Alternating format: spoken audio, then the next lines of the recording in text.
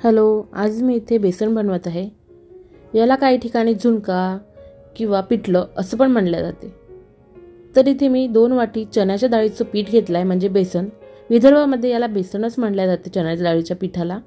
तर हे मी छान मिक्स करून घेत आहे। जेवढं पाणी हवंय त्यानुसार मिक्स करून घेत आहे मी। बघा, याला मी घट्ट असं खूप नाही ठेवलंय, थोडं पातळ केलेलं आहे। थोडं पातळ करायचं, गुठळ्या पूर्ण मिक्स झाल्या पाहिजे। बेसन ज्यांना बनवता येत नाही त्यांनी ही ट्रिक नक्की वापरा, कारण मिक्स करून बेसन बनवलं पाण्यामध्ये तर लवकर बनते, गुठळ्या बनत नाही त्याच्या। चला तर मग बेसन बनवायला सुरुवात करूया। इथे तेल घेतलं, जिरं मोहरी घातली आहे मी, आणि इथे कांदा घातलाय। तेल थोडं जास्त वापरा, बेसनमध्ये तेल जास्त घातलं तर चवीला खूप छान होते बेसन। तर मी हे छान इथे कढीपत्ता घातलेला आहे, मिरच्या घालत आहे 10 मिरच्या मी बारीक कापून घेतलेल्या आहे, आणि इथे 2 मीडियम साईजचे कांदे ते पण घातले।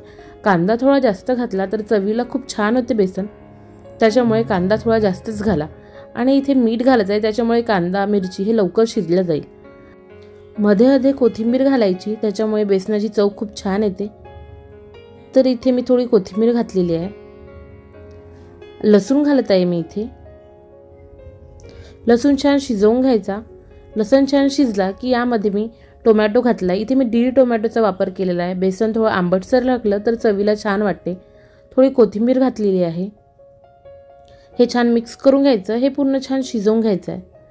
आणि इथे मी हळद घातलेली आहे, चवीनुसार थोडं तिखट। मिरची घातल्यामुळे तिखट कमी घातलं, आणि मीठ आधी घातलेलं होतं त्यामुळे चवीनुसार मीठ घातलं इथे।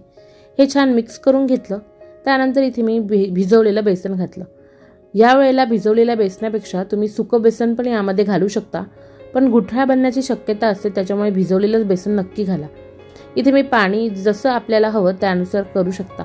जर तुम्हाला बेसन पातळ हवं असेल तर पातळ बनवा, पाणी जास्त घालावं लागेल। आणि थोडं घट्ट असं हवं असेल तर पाणी कमी घाला। आणि याला छान मिक्स करून घ्यायचं, गुठळ्या पूर्ण काढून घ्यायच्या।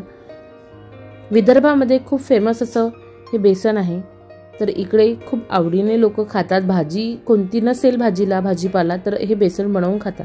इथे छान मिक्स करून घेतलाय। बघा, या प्रकारे हवं आहे बेसन, आणि मी याला 3-4 मिनिटं झाकून ठेवत आहे। 3-4 मिनिटानंतर मी याला उघडून बघत आहे, बेसन लागलं की काय। लागलं तर बेसनाची चव खूप छान वाटते। तर हे पूर्ण छान मिक्स करून घेतलेलं आहे मी।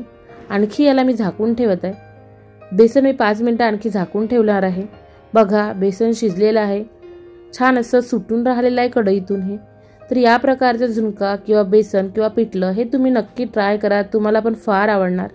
विदर्भामधील फेमस असं झुणका तयार आहे। आजची रेसिपी कशी वाटली हे नक्की कळवा। आवडलं असेल तर लाईक नक्की करा, शेअर करा आणि सबस्क्राईब करा। Thank you for watching. Bye bye, take care.